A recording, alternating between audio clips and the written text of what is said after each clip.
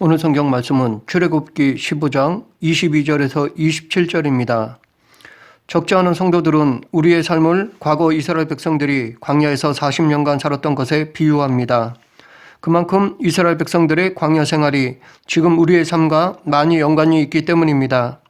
이스라엘 백성들은 430년간 애굽에서 종살이를 하다가 모세를 지도자로 하여 애굽에서 나왔습니다. 그런데 이렇게 출애굽하기까지는 많은 일들이 있었습니다. 우리가 잘 아는 것처럼 10가지 재앙이 애굽에 내려졌습니다. 이 10가지 재앙의 의미는 하나님께서 애굽의 우상들을 하나하나 치시는 것이었습니다. 다시 말해 우상은 헛된 것임을 보여주는 것이었습니다. 오직 당신만이 유일하신 하나님이심을 가르쳐 주시는 것이었습니다. 이렇게 이스라엘 백성들은 하나님의 놀라운 은혜를 체험하며 애굽에서 나왔습니다. 그런데 애굽의 바로 왕은 10가지 재앙을 겪으면서도 이스라엘의 노동력을 착취하고자 욕심을 버리지 못했습니다. 그래서 많은 군사를 거느리고 이스라엘 백성들을 끝까지 추격했습니다. 그로 인해 이스라엘 백성들은 마지막으로 애굽의 위협을 받게 되었습니다. 홍해를 앞에 두고 애굽 군대가 거의 다 쫓아온 것이었습니다. 진퇴양난에 빠진 이스라엘 백성들은 두려워했습니다. 그러나 하나님은 바다를 가르시면서까지 이스라엘 백성들을 구원하셨습니다. 오늘 본문은 그 홍해 사건이 있은 지 사흘 후에 발생한 사건입니다. 모세는 홍해를 건넌 후 이스라엘 백성들을 인도하여 스루 광야를 지나 마라에 도착했습니다. 그들은 사흘 동안 물을 얻지 못한 상태로 마라에 이르렀습니다. 그런데 마라에는 물이 있었지만 써서 마실 수가 없었습니다. 그로 인해 이스라엘 백성들은 모세를 원망했습니다. 이 원망에 대한 모세의 반응과 하나님의 반응을 통해 지금 우리들에게 필요한 교훈을 알아보겠습니다. 먼저 이 사건을 통해 우리는 비록 하나님께서 이스라엘 백성들을 구원해 주시고 그들과 함께 하시며 인도하실지라도 삶이 결코 평탄하고 쉽지만은 않다는 것을 알 수 있습니다.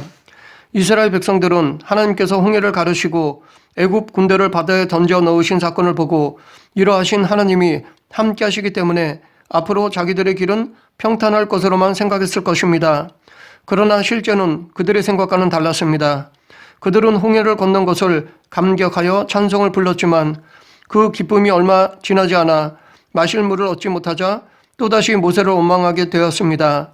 이러한 현상은 우리 주변에서도 어렵지 않게 찾아볼 수 있습니다. 우리 주위에서도 믿음은 좋은데 힘겹게 살아가는 성도들을 종종 볼 수 있습니다. 아무리 하나님의 선택을 받아 신앙생활을 바르게 하는 성도라 할지라도 형통하지만은 않습니다. 세상에서는 고난을 당합니다. 어쩌면 안 믿는 사람들보다 더 큰 어려움을 당하기도 합니다. 그래서 성경에서도 예수님을 믿음으로 말미암아 오히려 더 많은 고난과 시련을 각오해야 한다고 말하고 있습니다. 이것을 너에게 이루는 것은 너희로 내 안에서 평안을 누리게 하려 함이라. 세상에서는 너희가 환난을 당하나 담대하라. 내가 세상을 이겨온노라. 라고 요한복음 16장 33절에서 예수님이 말씀하셨고 너는 그리스도 예수의 좋은 병사로 나와 함께 고난을 받으라 라고 바울도 디모데후서 2장 3절에서 또한 그러나 너는 모든 일에 신중하여 고난을 받으며 전도자의 일을 하며 내 직무를 다하라 라고 디모데후서 4장 5절에서 말했습니다. 이 땅에서의 성도의 삶은 결코 아무 걱정이 없는 안락한 삶이 아닙니다. 오히려 고난과 역경들이 더 많이 기다리고 있습니다.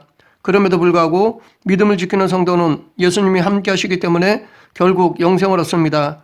그렇기 때문에 성도의 고난은 그 무엇과도 바꿀 수 없는 영광된 것입니다. 성도는 이 땅의 모든 수고를 마치는 날 얻게 될 영광된 하나님 나라를 바라보며 이 땅에서의 모든 고난과 역경을 이겨내야 할 것입니다. 이스라엘 백성들은 마실 물을 찾지 못하다가 마라에까지 이르렀습니다.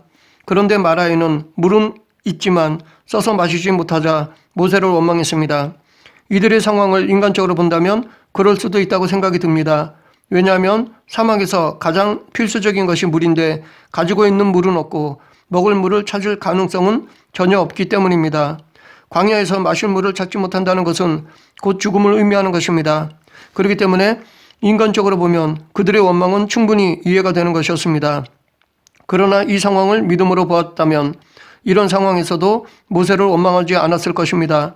왜냐하면 그들은 사흘 전에 당대 최강대국이었던 애굽으로부터 홍해를 가르셔서 이스라엘을 구원하시고 그들을 진멸하셨던 하나님의 능력을 체험했기 때문입니다. 그들은 전혀 불가능한 상황 속에서도 구원해 주신 하나님의 능력을 여러 번 체험했습니다. 그렇기 때문에 그들은 이 상황에서도 환경이 아니라 믿음으로 하나님을 생각했어야 했습니다. 자신의 능력이 아니라 하나님의 능력을 의지하며 모세처럼 기도했어야 했습니다. 그러나 이들은 문제 앞에서 하나님을 바라보기보다는 환경만을 바라보았기 때문에 원망하게 된 것입니다. 실제 우리도 위급한 상황에서 기도하기란 쉽지 않습니다. 이런 어려운 상황에 닥치면 불평, 불만, 원망이 먼저 우리의 감정을 붙잡을 것입니다. 이성으로는 믿음으로 해결해야지 라고 생각하면서도 감정이 이성을 지배하여 불평, 불만, 원망을 쏟아놓을 것입니다. 그럼에도 불구하고 우리는 하나님의 백성이기에 먼저 하나님께 아뢰고 의지해야 할 것입니다. 그러면 하나님께서 해결해 주실 것입니다. 이것이 믿음입니다. 또한 이들이 이렇게 모세를 원망한 이유 중에 하나는 그들의 조급함 때문입니다. 홍해를 가르신 기적을 통하여 구원받고 전심으로 전능하신 하나님을 찬양했던 그들의 뜨거웠던 신앙은 사흘간의 목마름으로 인해 잊어버렸습니다. 그들의 문제가 3일간 해결되지 않자 전에 베풀어 주신 놀라운 하나님의 은혜를 잊어버렸습니다. 감사는 사라지고 원망으로 변했습니다. 이처럼 조급함은 우리의 마음을 흔들어 놓습니다.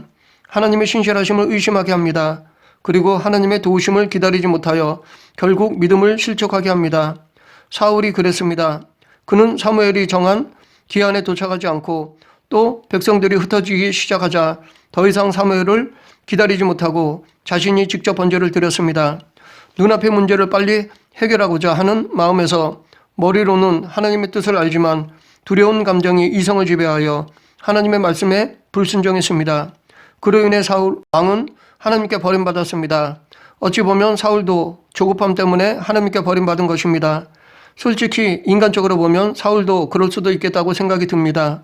왜냐하면 블레셋 군사들은 많은데 자기 군사들은 적은 숫자에다가 겁을 먹고 있는 사람들이 도망치니까 남아있는 군사들의 사기를 위해서라도 번제를 드린 것이라고 생각합니다. 군사들은 사기로 죽고 사는데 군사들이 겁을 먹으니까 왕으로서 최선의 방법을 선택한 것이라고 생각합니다. 그럼에도 불구하고 그의 선택은 조급함 행위였습니다. 왜냐하면 불신자들이 그렇게 말했다면 그럴 수도 있겠지만 하나님께서 말씀하신 것은 말씀 그대로 순종해야 하기 때문입니다. 도저히 이해가 되지 않는 상황에서도 하나님의 말씀에 순종하면 하나님은 약속을 반드시 지켜주십니다. 도저히 믿지 못할 상황에서도 그 약속을 믿는 것이 하나님이 원하시는 믿음입니다. 반면에 다니엘의 세 친구 사드락, 메삭, 아벳느고는 극렬히 타는 풀무불에 던져지는 순간까지도 하나님의 신실하심을 믿었습니다. 그리 아니하실지라도의 신앙으로 끝까지 믿음을 잃지 않았습니다. 그 믿음으로 그들은 놀라운 하나님의 은혜를 체험했습니다. 다니엘과 세 친구 같이 하나님의 신실하심을 믿고 끝까지 믿음을 지키는 자는 하나님의 은혜를 누릴 수 있습니다. 하나님의 역사는 절망적이고 아무런 희망도 없어 보이는 바로 그 순간에 일어나는 경우가 많습니다. 왜냐하면 우리가 문제를 해결하고자 수고하고 노력할 때 도와주시면 우리가 그 은혜를 모르고 자기 능력인 양 착각하고 감사하지 않기 때문입니다. 그러므로 우리는 우리가 해야 할 일은 다 하고 나서 그 결과를 하나님께 맡겨야 합니다. 잠잠히 하나님의 역사를 기다려야 합니다. 잠언 16장 9절에 사람이 마음으로 자기 길을 계획할지라도 그의 걸음을 인도하시는 이는 여호와시니라 라고 말하고 있듯이 우리는 예수님 안에서 최선을 다하고 그 결과는 전적으로 하나님께 맡겨야 합니다. 요셉이 그랬던 것처럼 또한 욥이 그랬던 것처럼 상황이 아무리 절망적으로 흘러가고 또 삶이 고통스러워진다 해도 결국 하나님의 신실하심을 의심해서는 안 됩니다. 하나님에 대한 믿음을 포기해서는 안 됩니다. 조급함을 버리고 인내해야 할 것입니다. 이스라엘 백성들의 원망에 대한 모세의 반응과 하나님의 반응을 살펴보겠습니다. 25, 26절 모세가 여호와께 부르짖었더니 여호와께서 그에게 한 나무를 가리키시니 그가 물에 던지니 물이 달게 되었더라.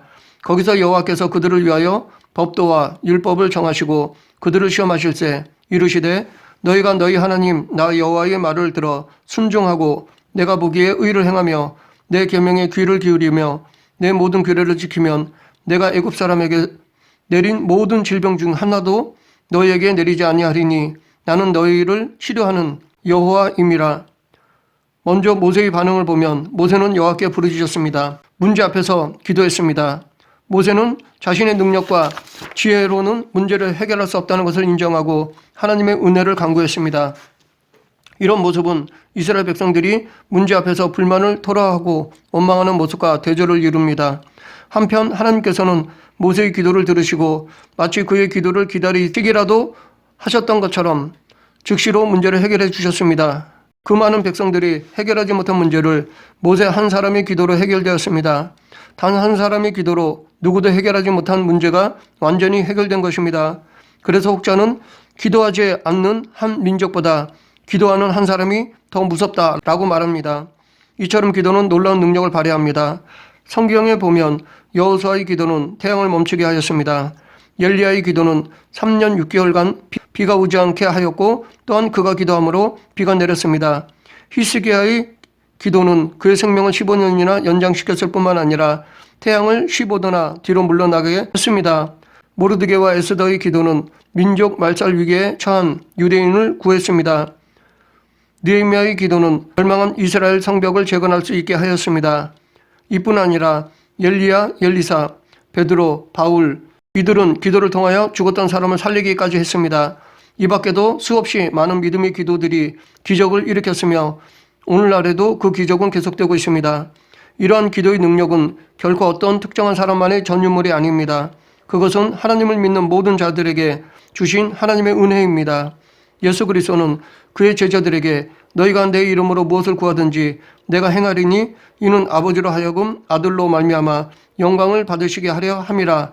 내 이름으로 무엇이든지 내게 구하면 내가 행하리라 라고 말씀하셨습니다.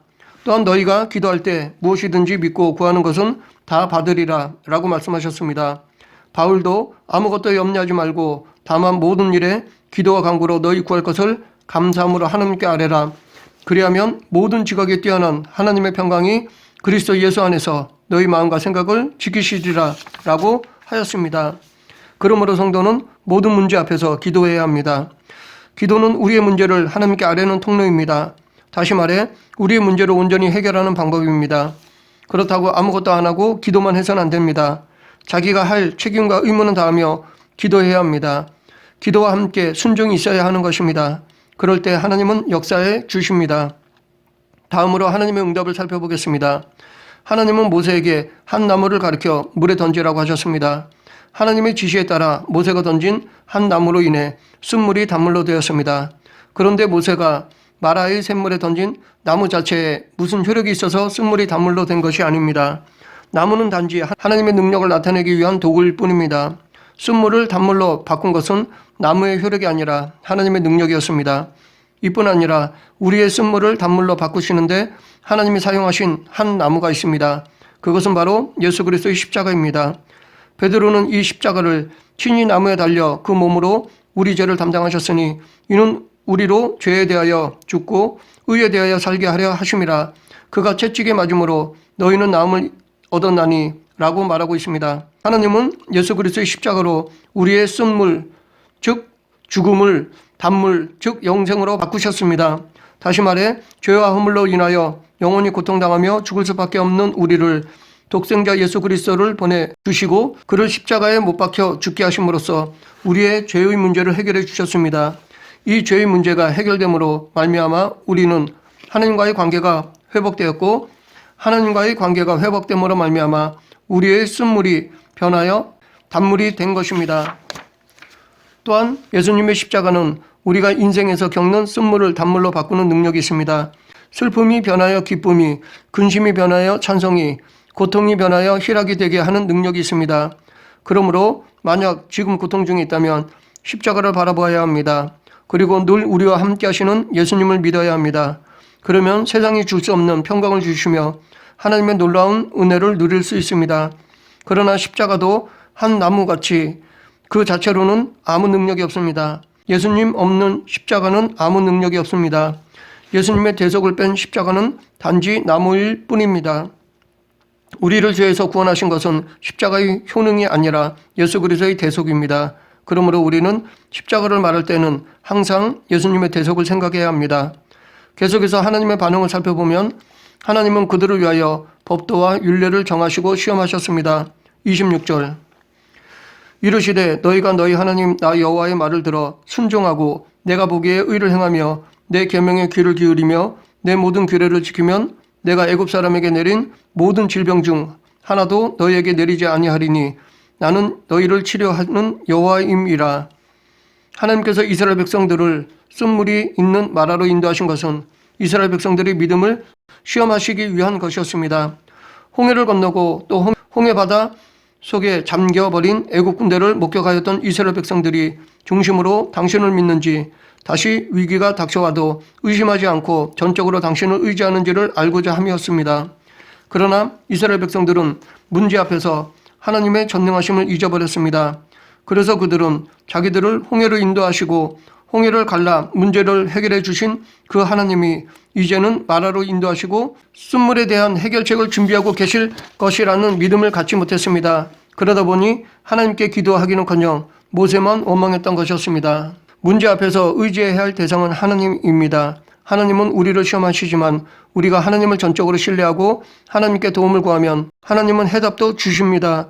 하나님은 아브라함에게 이삭을 번제물로 바치라고 시험하셨습니다. 아브라함은 이삭을 번제물로 바치기 위해 이삭의 손을 결박하고 단 위에 놓고 죽이려 했습니다. 그때 하나님은 당신의 사자를 시켜 죽이지 못하게 막으셨습니다. 그리고 수풀에 번제에 쓸 수양 한 마리를 준비해 두셨습니다. 이처럼 시험만 하시는 것이 아니라 해답도 준비해 두십니다. 또한 이 마라의 쓴물 사건은 하나님께서 이스라엘 백성들을 성숙한 믿음으로 만드시기 위한 연단이었습니다. 다시 말해서 이는 이스라엘 백성들을 하나님께서 예비하신 가나안에 들어가기 위해 합당한 백성으로 만드시기 위한 훈련이었습니다.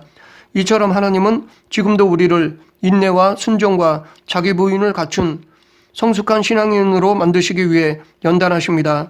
이 연단은 우리가 감당치 못할 것이 아닙니다. 하나님은 우리가 감당 못할 연단은 허락하시지 않습니다. 그러므로 여러 가지 연단을 만날 때 우리는 그것을 두려워하거나 넘어지지 말고 연단을 주신 하나님께 감사하며 더 나아가 그 연단을 이기게 하실 것을 믿고 기뻐해야 합니다. 왜냐하면 연단을 이기는 자에게는 더 귀하게 쓰임받기 때문입니다. 말씀을 정리하겠습니다. 문제 앞에서 이스라엘 백성들은 모세를 원망했습니다. 그것은 곧 하나님을 원망하는 것이었습니다. 반면에 모세는 문제 앞에서 하나님께 기도했습니다. 하나님께 문제를 내려놓았습니다. 하나님은 그런 모세의 기도를 들어주셔서 한 나무를 통해 쓴물을 단물로 바꿔 주셨습니다. 하나님은 문제만 주시는 것이 아니라 그 해결책도 예배해 두십니다. 우리가 답을 얻기 위해서는 기도해야 합니다.